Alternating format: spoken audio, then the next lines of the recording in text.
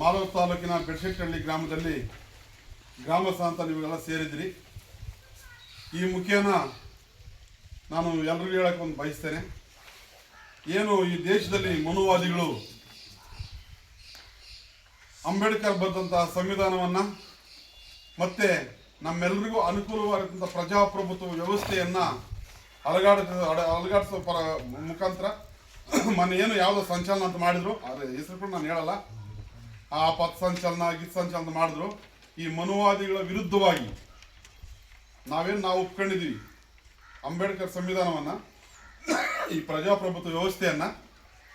ಈ ಸಂವಿಧಾನ ಉಳಿವಿಗಾಗಿ, ಮನುವಾದಿಗಳ ವಿರುದ್ಧವಾಗಿ ಈ ಸಂವಿಧಾನ ಉಳಿವಿಗಾಗಿ, ಪ್ರಜಾಪ್ರಭುತ್ವ ವ್ಯವಸ್ಥೆಯ ಉಳಿವಿಗಾಗಿ ಒಂದು ಉದ್ದೇಶ ಇಟ್ಕೊಂಡು ನವೆಂಬರ್ 26ನೇ ತಾರೀಕು ಏನು ಮಾವೂರಲ್ಲಿ ನಾವು ಸಂವಿಧಾನ ರಥ ಸಂಚಲನ ಎಂಬತಕ್ಕಂಥ ಕಾರ್ಯಕ್ರಮನ ಹಮ್ಮಿಕೊಂಡಿದ್ದೀವಿ.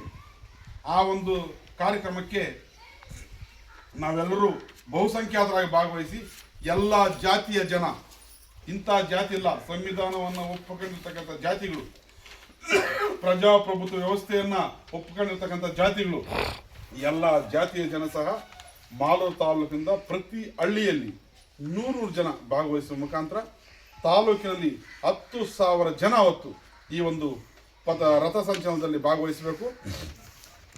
ಎಲ್ಲರೂ ಸ್ವಯಂ ಪ್ರೇರಿತರಾಗಿ ಭಾಗವಹಿಸಬೇಕು. ನಿಮಗೆ ಯಾವುದೇ ರೀತಿಯಾದಂಥ ಸೌಕರ್ಯಗಳನ್ನು ಇಲ್ಲಿ ಕಲ್ಪಿಸಲಾಗುವುದಿಲ್ಲ.